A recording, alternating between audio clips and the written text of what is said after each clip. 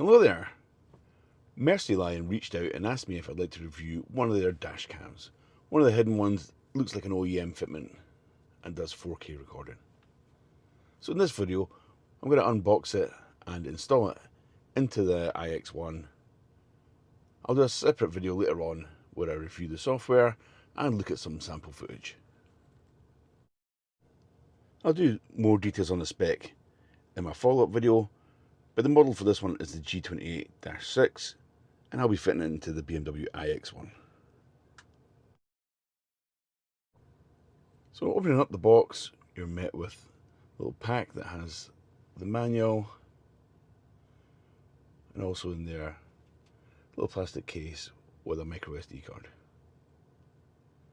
So in this case it's a 64 gig micro SD card. Inside the main section of the box there's the protective bubble wrap stuff. Get some of that out of the way. There's a trim removal tool and a USB card reader for the micro SD, so you can plug it into a normal USB. And then, before we look at the dashcam itself, in the end of the box, well, it's tricky with one hand, there's an OBD cable if you need to power it that way. And there's also the plug and play power cable. You can use that one if you're tapping into the rain sensor power feed. So back in the main section, let's unwrap this and have a little look. Again, this is kind of tricky with one hand. Should have thought this through. There we go. As you can see, the dash cam comes with a bit of trim, which replaces the trim that's already in the car. So it's designed to replace the piece of trim that goes around your rearview mirror.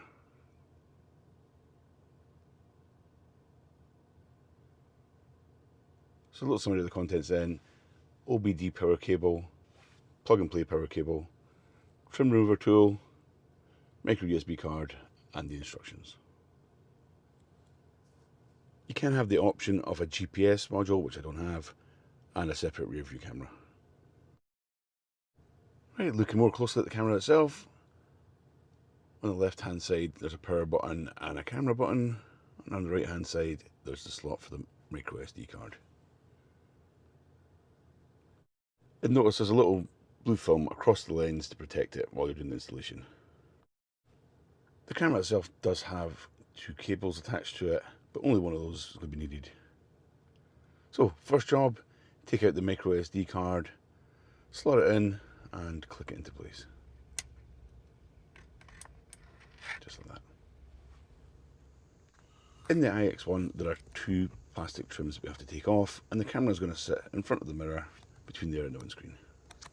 So this little vented piece clips down the way to start with, so there's two clips across the front, and then once you pop those down a bit, it kind of slides out and back towards the car, which you'll see better from this angle.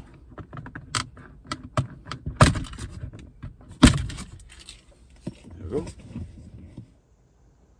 The next piece of trim actually comes apart to the left and right side, so it's split down the middle. You just have to gently prise it out to the side like that to get it started. And you'll just see it splitting there. Again, switch angles and it just clicks apart.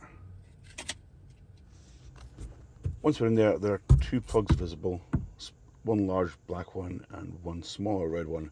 It's the smaller red one that we're interested in here. As you can see, it's tucked all the way up in there. Now, it turns out I've got quite chunky fingers for this, so I did have a little bit of a wiggle about after studying it. I couldn't work out quite how to get my fingers right in there. It is quite a fiddly spot to try and get that little red plug out, especially due to the one that's just below it. So to get around this, if you just slide the entire mirror housing down the way a little bit, it will unclip. With the mirror out the way, it's significantly easier to get access to that red plug. So with a little bit of fiddling back and forward, it just unplugs itself. And that's the power supply for the rain sensor. We're going to use that to power the dash cam. As you can see, that's it there.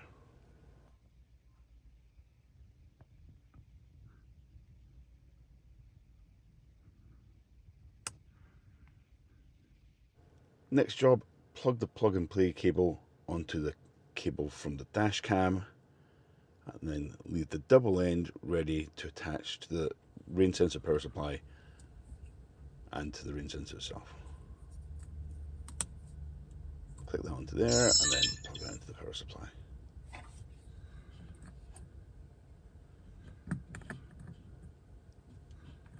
And then critical thing here is get it the right way up, which is not what I did. Once you get the right way up though, clips it dead easy. So what you end up with is long cable running from dash cam to the power supply, and then there's a spur comes off that to the rain sensor.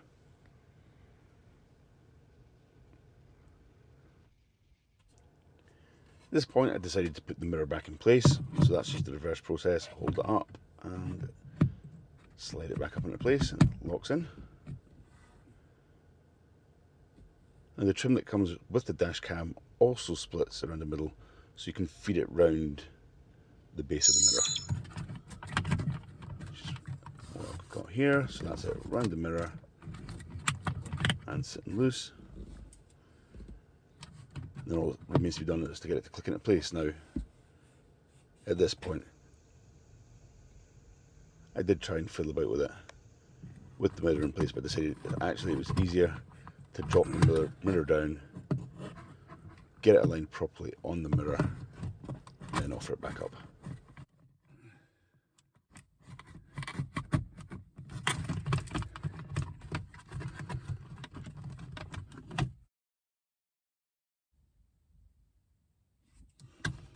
And with the mirror back in place, then just had to feed this back over the base of the mirror and open it back out a little bit to click it back into place.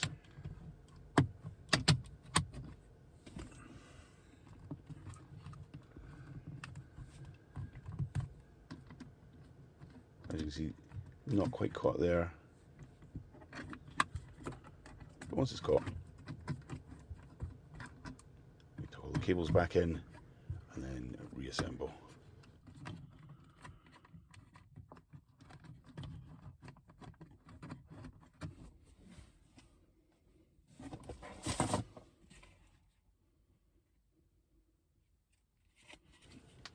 And the iX1, that just means slot the bottom end of that into place first, make sure it's caught in, and then click it back up. And that's it. And as you can see, once it's up, it tucks in nicely behind the mirror, and that trim fits in nicely with the BMW trim.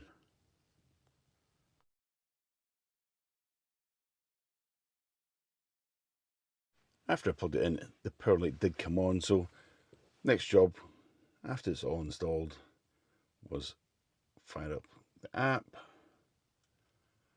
connect it to the Wi-Fi that the camera was running, and it's got a default code for getting in.